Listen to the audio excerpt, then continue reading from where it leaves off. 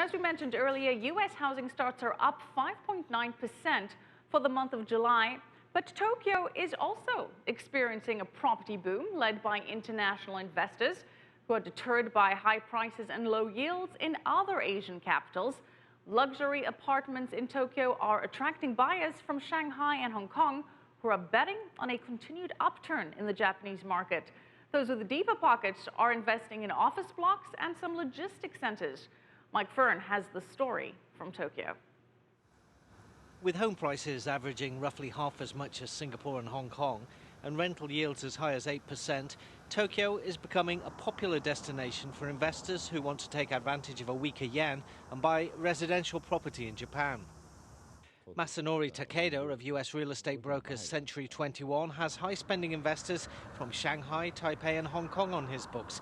He says many are looking to buy small apartment blocks in fashionable areas like Ginza, Daikanyama and Omotesando.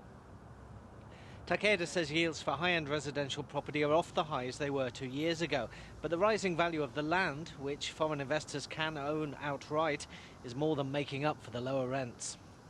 Instead of a yield play, capital gain is, you're talking about 20%, 30% a year. It's possible.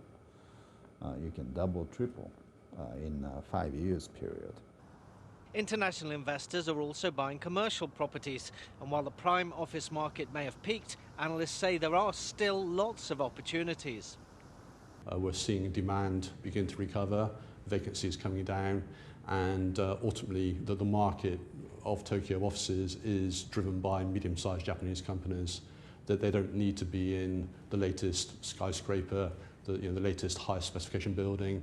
Analysts say the residential property boom is likely to accelerate if Tokyo wins the right to host the 2020 Olympics because of the city's plans to develop more waterfront areas, plant 3 times as many trees along roads and bury the mess of overhead cables that hang over many Tokyo streets.